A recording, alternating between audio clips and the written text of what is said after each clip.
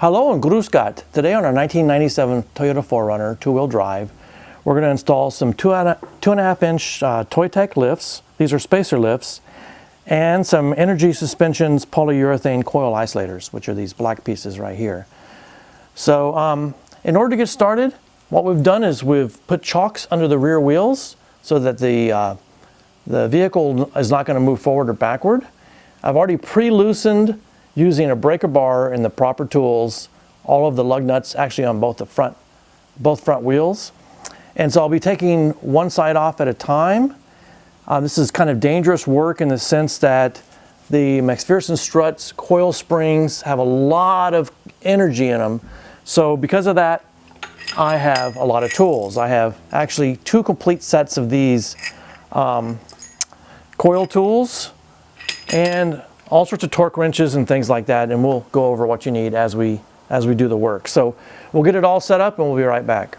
Okay, we have the front wheel off on the right side here, and this is the McPherson strut, and this is the coil. These coils on Toyotas are very, very strong, very dangerous.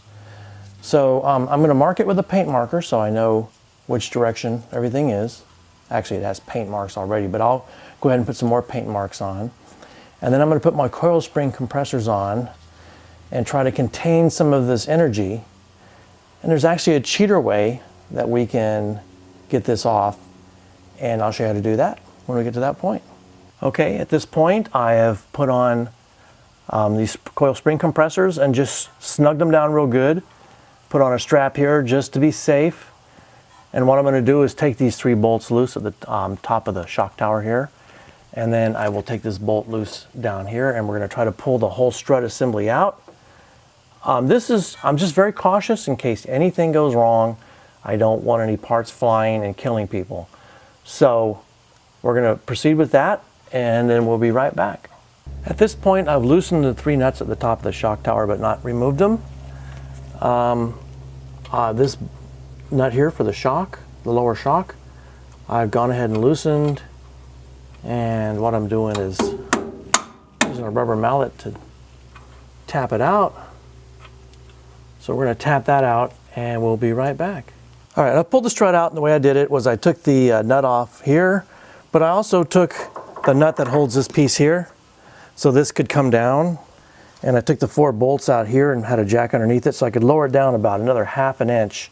I don't know if you really have to do that, but for me, I just feel better about, you know, with all this spring under tension and stuff, getting as much off as I can. So I've brought this down, like I said, about an extra 1/2 inch. And now what I'm going to do is on the unit itself, we're going to put 2 more compressors on. I have a total of 4, and then I'll take the whole top off and replace it, and I'll show you how to do that next. I've put 2 more coil spring compressors on. I've oiled the threads with some oil, same thing with the nuts here. And what I'm going to do is bring this whole coil tighter a little bit so that it's well contained for energy, and then I can take this top hat off. So that's what I'll do next. At this point, we have the top hat loose from the coil spring, so there's plenty of play there.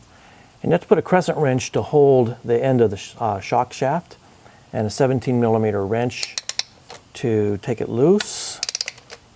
So I'm going to take that loose, and then I will remove this top hat, and I'll be right back. Okay, we've got the top hat off. We're going to have to put extended studs in the top hat. We actually, fortunately, have some extra ones that were donated to us. So they look pretty similar, if not the same. So we have extended studs we'll press into here.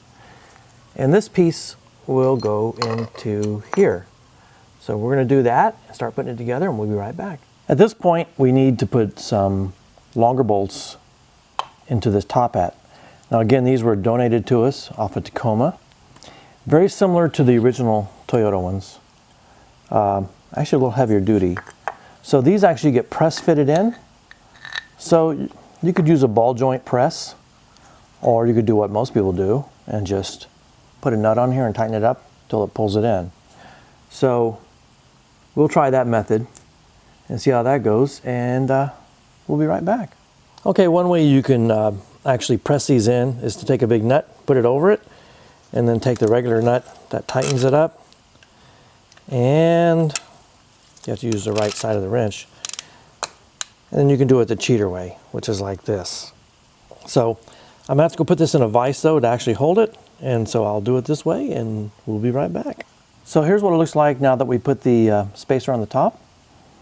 And as I had mentioned earlier, we press fitted these by actually taking a large nut, putting it on there, taking a normal size nut, tightening it up.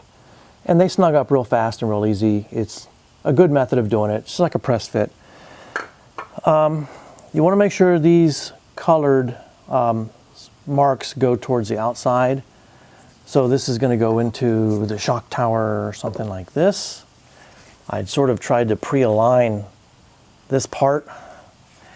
And the problem is I'm going to have to take off these rear compressors. And that's only going to leave these holding all this tension. Now, the shock itself is going to hold some tension, but we're going to have to remove those to get it in, and then I'd like to actually leave these on if I can until I get the assembly in, and then take these off. So we'll see if we can do that, and we'll be right back. At this point, I've taken off the rear spring compressors, and I've loosened these some, but I want to leave them on here as a safety. And I'm going to now try to see if I can fit this up in here. I have a safety strap just to make sure nothing gets released without me wanting it to. So I'm going to see if I can get this up in there and get it bolted into place and see what happens next. So we'll see if we can do that, and we'll be right back. Well, we had to pull these back off. We're going to redo them. I'd put these top hats on with the longer bolts, and that was really if you used another spacer in here, which would go right there. So we're not going to be doing that. We're going to just use the old top hats. So I have to put clamps back on here again, squeeze it down, and put the old top hats on. And also this time I marked it where the bolt is on the spring and on this piece here, so I can pre-align it up correctly next time, because it has to be lined up with the bottom of the shock, and it's really not an easy job to align that once you've put it up in there. So that's a lesson learned. I'm going to get busy on this right now, and I'll get back with you in a minute, see how it worked out. I reconnected the lower shock. The bolt is supposed to go from the back to the front. We had to put it from the front to the back. We had to use a pry bar to pry this up and pop it into place and hold it, and it just wasn't possible to do it from the back to the front. I can see no mechanical reason why it has to be that way. So what I'm going to do now is I'm going to use this jack to bring this up a little bit so I can reconnect the 4 bolts that go in here. By the way, this is supposed to be like 100 foot-pounds of torque. I use Loctite and I torqued it down really, really good and snug, and that's good enough. So I'll reconnect these and torque these down, and then I'll reconnect the other piece back here. I will use the jack to raise this up some and start taking these off, so that way some of the pressure is put on those springs through the jack. So I'll do that and I'll be right back. All right, at this point we've tightened up the nuts up there. They're nylock nuts, so we just snugged them up really good. We torqued the ones on down here with Loctite. I think they were like 55 foot-pounds. And I've put a jack under here to bring this up to relieve some of the spring force here. So I'll start to pull these off little by little. They're not going to go anywhere. It's just that I have to relieve them little by little. And so then we'll put the wheel on and then we'll be right back. Okay, at this point we have taken the jacks out. All the tools are off. Everything's torqued down. We believe everything is exactly the way it should be. And the last thing to do is we're going to torque the wheels to 75 foot-pounds. So I'm using a torque wrench to do that, and I'll use a star pattern. So I'll torque each one of these to 75 foot-pounds, and that's about it.